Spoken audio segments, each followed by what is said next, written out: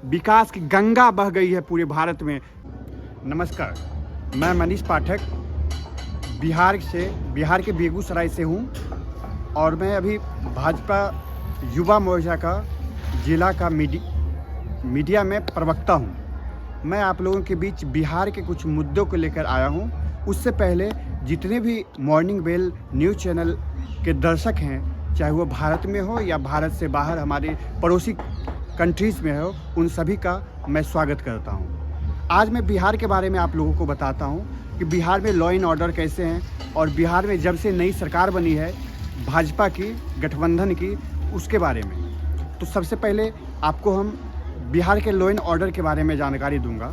बिहार का law and order पहले के अपेक्षा अभी बहुत ही बढ़िया है। बिहार का लॉ एंड ऑर्डर की बात करें तो पहले ज़्यादा की संख्या में क्राइम वगैरह होते रहते थे, लेकिन अभी देखा जा रहा है प्रशासनिक व्यवस्था में या देखा जा रहा है हर तरह की व्यवस्था में बहुत ही सुधार हुआ है।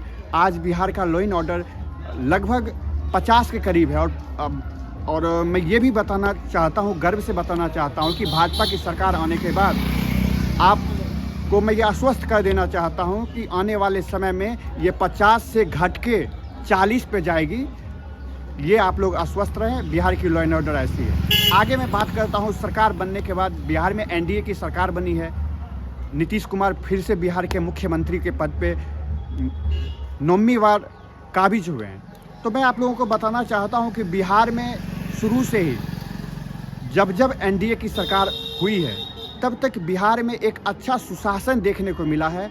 बिहार में एक अच्छी विकास की धारा बहती हुई मिली है। आज मैं बेगूसराय ज़िले से हूं जो बिहार में पड़ता है, जो कि दिनकर की धरती के नाम से जाना जाता है। दिनकर जी जिनको पूरे विश्व, पूरे भारत याद करता है, उस दिनकर की धरती के विकास के बारे में मैं आपको बताता हूं कि यहाँ अनेकों विकास हो रहे हैं।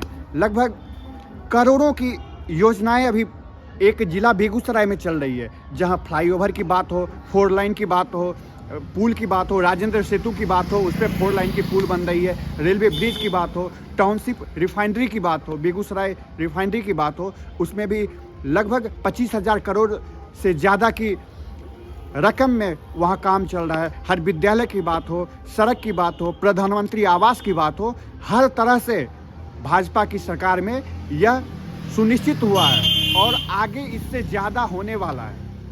तो 2024 अभी आगे लोकसभा का जो चुनाव है 2024 में, 2024 में, उसमें भाजपा का एक लक्ष्य है कि अब की बार 400 के पार। पिछले बार 350 की ओर भाजपा ने कदम रखा था। इस बार 400 के पार जो मोदी जी का ये ऐलान है वो भाजपा एकदम मजबूती से तय करेगा। बिहार में कुल लोकसभा की 40 सीटें हैं। पिछली बार जब चुनाव हुई थी तो 40 में 39 सीट भाजपा के पक्ष में गई थी और इस बार हम लोग इतनी मजबूती से आगे बढ़ेंगे कि 40 की 40 सीट भाजपा की झोली में होगी और विपक्ष ऐसे ही उजड़ता रहेगा, निराश रहेगा। क्योंकि आपको याद होगा कि पिछले कुछ सदी पहले, कुछ समय पहले जब कांग्रेस पार्टी विपक्ष में थी, उस समय जनसंघ की सरकार थी, जनसंघ पार्टी थी और जनसंघ के बाद भाजपा पार्टी बनी हुई थी। उस समय अटल बिहारी वाजपेयी जी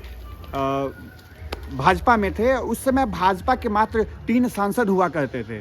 उस समय मजाक उड़ाया जा रहा था कांग्रेस पार्टियों के कुछ वक्ताओं के द्वारा, कांग्रेस पार्टियों के कुछ नेताओं के द्वारा, और इन पे हंसी उड़ाया जा रहा था, मजाक उड़ाया जा रहा था कि एक साइड में मैं इतनी की संख्या में हूँ, एक तरफ आप 3 की संख्या में हो। आज उसी क्षण उन्होंने संसद में खड़ा होकर बताया था कि एक समय वैसा आएगा जो 20वीं सदी होगी और उस समय देश का ऐसा बेटा जन्म लेगा कि जिस तरह आप हम पे हंस रहे हो उस तरह खुद आप शर्म से मर जाओगे। और आज वही 2020 के बाद हुआ है कि भारत में नरेंद्र मोदी नाम का बेटा पैदा लिया है, जो 2020 से और अभी तीसरी टर्म उनकी सरकार बनने वाली है। और विकास देखिए, विकास की गंगा बह गई है पूरे भारत में। जहाँ भी देखें, चाहे कोई राज्य की बात करें, चाहे बिहार की बात करें, पड़ोसी राज्य उत्तर प्रदेश की बात करें, झारखंड की बात करें, जहाँ जहाँ भाजपा की सरकार है वहाँ विकास की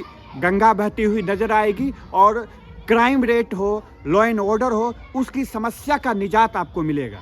आप देखे होंगे बिहार में इससे पहले लालू जी की सरकार थी, आरजेडी की, राष्ट्रीय जनता दल की सरकार थी, उसमें क्राइम रिपोर्ट इतना चरम पे था, आए दिन हमारी माँ बहनों का इज्जत से खिलवाड़ किया जाता था, आए दिन किसी को गोली मार दिया जाता था।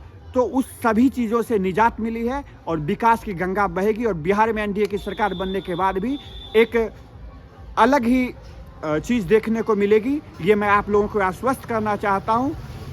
और बात रही हम युवाओं की, तो बिहार जो है एक श्रमिकों की धरती है। बिहार एक युवाओं की और मजबूत युवाओं की धरती है, क्योंकि भारत में अगर बात हो तो युवाओं को बिहार से ज़रूर पहचाना जाता है, क्योंकि बिहार के जितने भी युवा शिक्षित और मेहनती होते हैं। इस मेहनत के बल पे चाहे वो यूपीएससी का एग्ज़ाम हो, चाहे स्टेट लेवल का एग्ज़ाम हो, उसमें अगर आप कहीं से अवलोकन करते हैं तो उसमें बिहार की संख्या सबसे अधिक होती है।